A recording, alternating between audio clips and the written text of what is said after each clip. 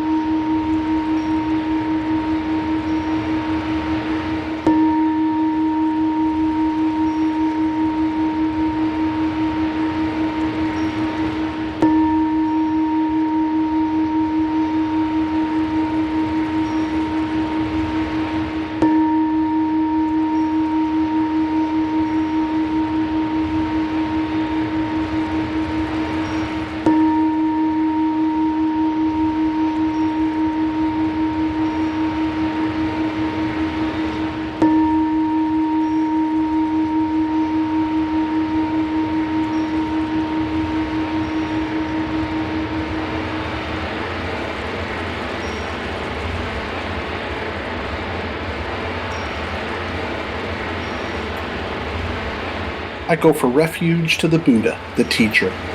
I go for refuge to the Dharma, the teaching. I go for refuge to the Sangha, the taught. Excuse me.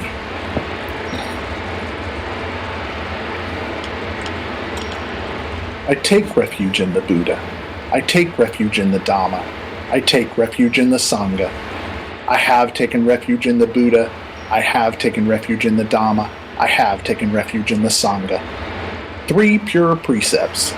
Cease to do harm. Do only good. Do good for others. Bodhisattva vow. However innumerable all beings are, I vow to lead them all. However inexhaustible my delusions are, I vow to extinguish them all. However immeasurable the Dharma teachings are, I vow to master them all. However endless the Buddha's way is, I vow to follow it completely. Swaha.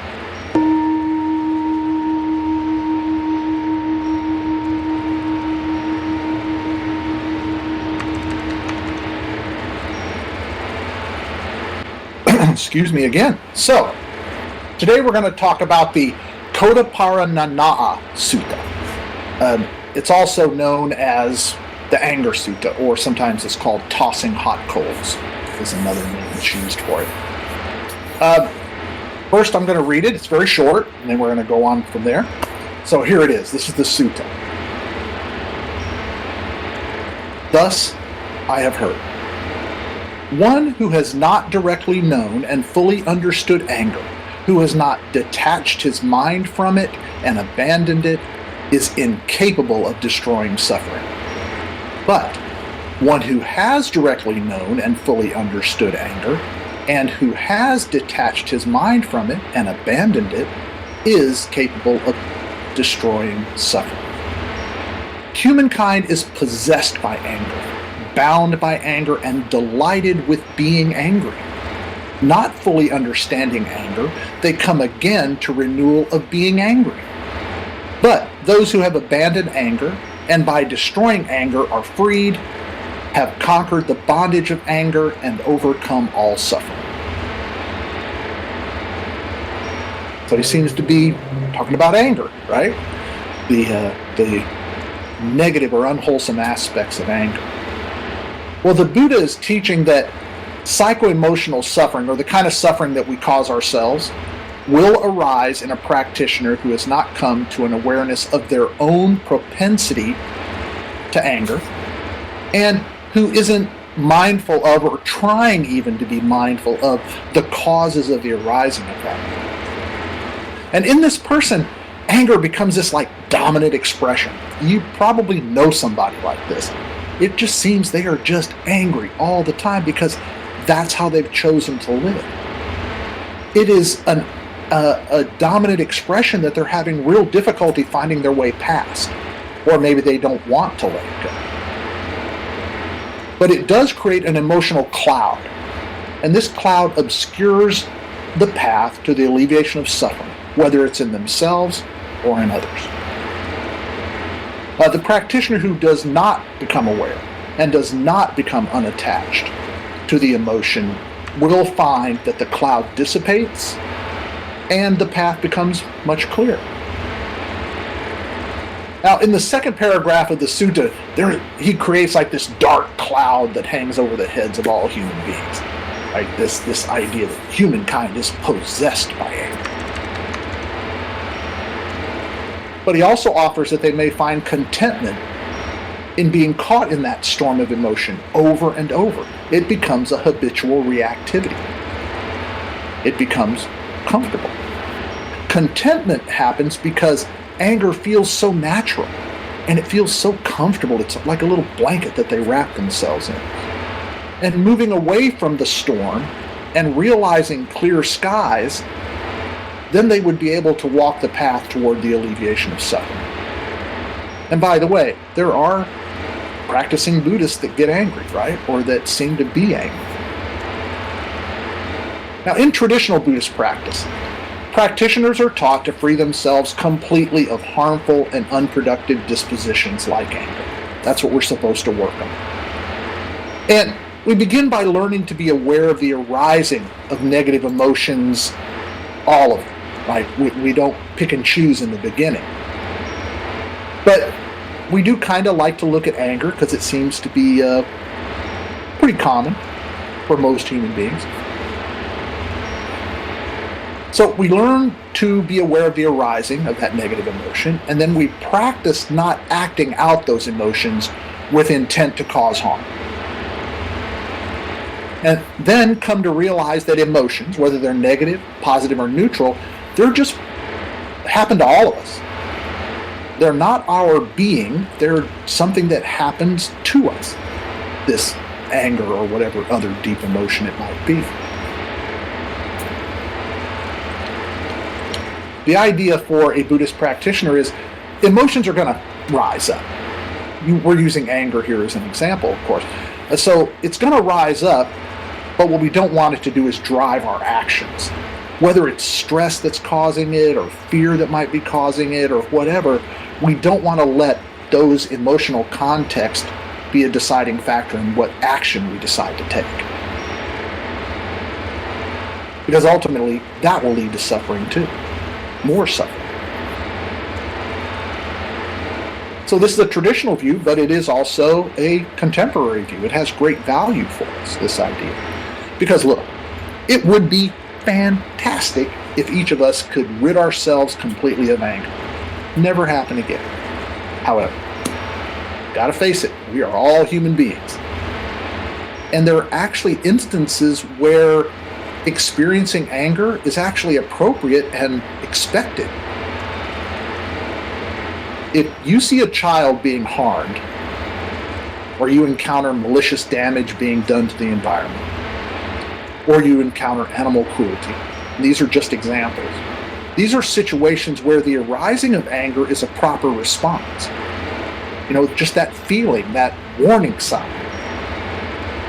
Because anger signals that what we are viewing is counterproductive to human flourishing and is a cause of suffering. And in the sutta, the Buddha warned that we should not be possessed or bound by anger, and that we shouldn't act out of that emotion. But we can let emotions like anger allow us to recognize situations that need our response. And then let the anger go, just let it go, so that then we take compassionate and skillful action, right? We use our knowledge and our wisdom and our practice to make decisions and actions rather than emotion.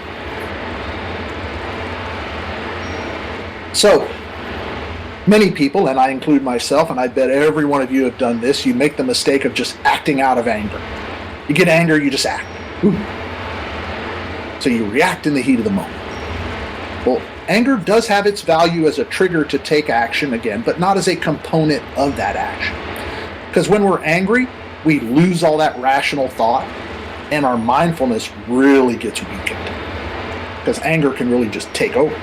And to diffuse the emotion of anger before reacting, we must mindfully slow our response.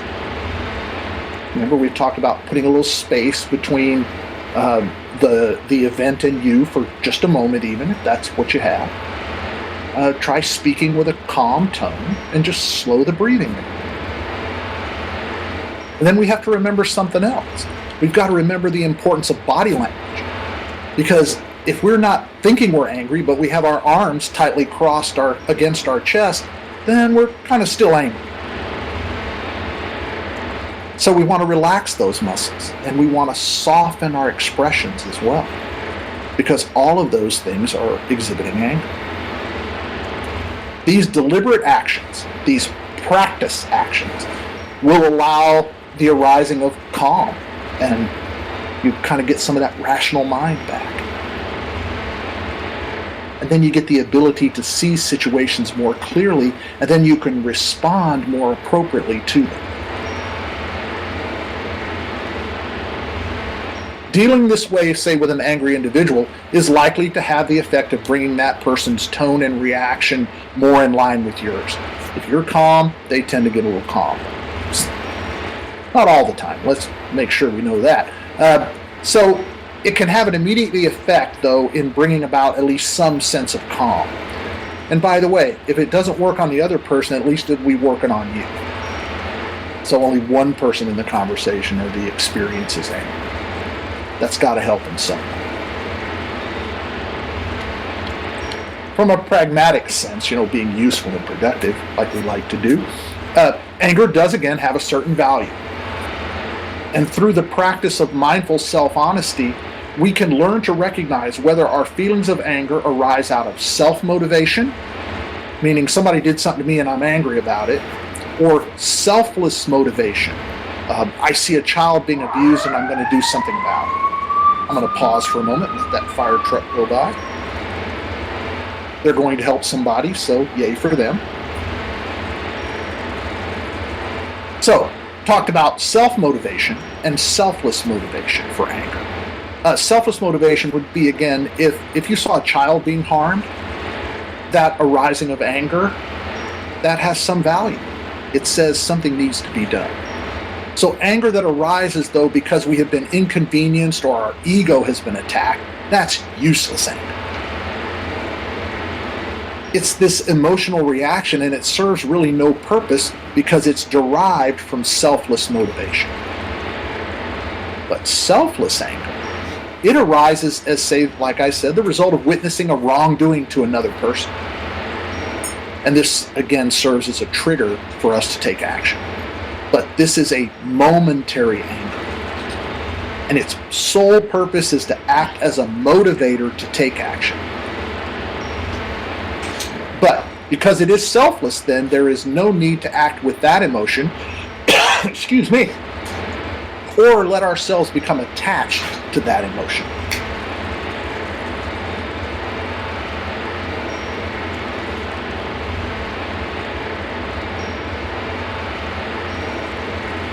We know to set anger aside.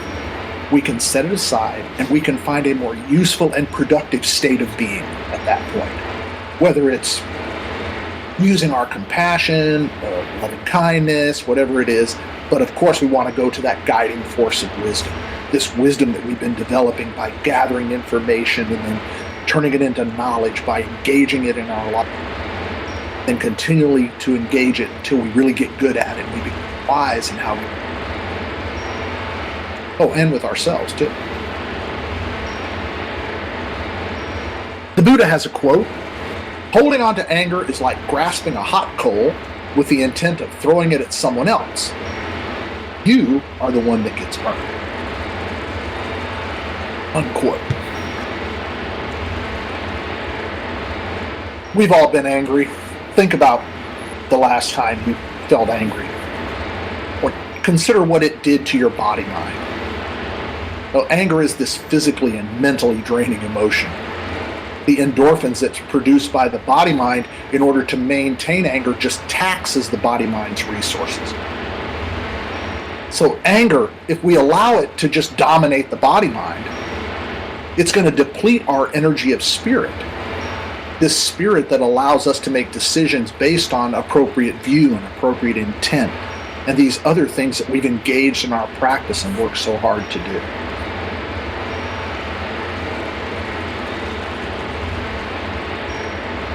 It is possible to completely rid ourselves of even just the arising of anger. I don't know how people do it. I've got to figure it's really difficult. I've worked on my anger for many, many years now. I don't expect I'll ever completely get rid of it. But I've heard it can be done. And that's okay, because for most people, though, no matter how noble their intentions may be, there will still be situations that will cause the arising of anger. It is a gradual process, and it begins with fully understanding the why, when, and how this powerful emotion arises. In between the fully understanding and the abandonment of anger lies making it useful in moment-to-moment practice. Some practitioners say, quote, "Well, I don't have any control over my anger." Others might say, "Well, no, my anger controls me." These are folks that have a lot to get past. Takes a lot of work, takes a lot of effort. And the Buddha teaches that anger must not possess us or bind us. It's just an emotion. And it's one that a practitioner, again, can make use of until such time as they are able to totally abandon it. But look, let's not count on the total abandonment, but let's work hard in that direction. Let's make that effort. Let it warn us of situations that need our response, but then set aside anger and act with loving kindness and act with generosity of spirit and use that wisdom that you've worked so hard on. Holding on to anger, it will burn the body-mind out just as surely as a hot coal held onto will scorch flesh. So we just don't hold on to it. Now, I have a handout. Some of you will have gotten this quite a while ago. Let's see if I can do the whole share thing here.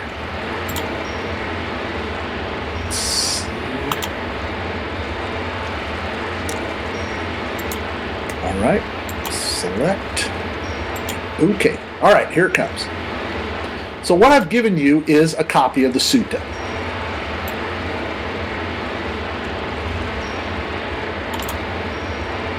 It's the Kodapari Nana'a Sutta. You will notice, I hope, if you open it up, because I want you to see something, you'll notice there are blanks in there. It says, one who has not directly known and fully understood blank, who has not detached his mind from it, yada, yada, yada.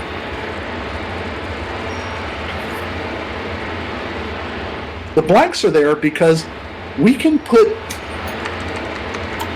a lot of different habitual reactivities, especially negative ones, unwholesome ones, in there. Think about this. One who has not directly known and fully understood hatred, ... Or you can put greed in there, ... Or ignorance, or any other unwholesome disposition. And you could actually go all the way down through the script for this teaching and replace everywhere it says anger with any one of those, and it applies.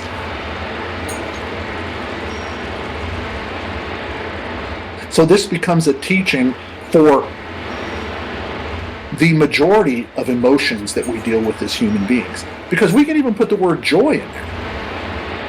Because there are times when we have to abandon joy, right? Happiness. Things happen. So over the weekend, maybe just take a moment every once in a while, when you can, and open this up, look at it, and maybe put a habitual reactivity that you're currently dealing with in those blanks.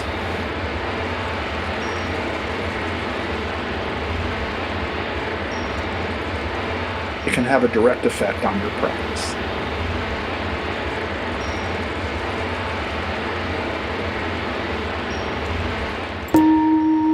All right, questions, comments?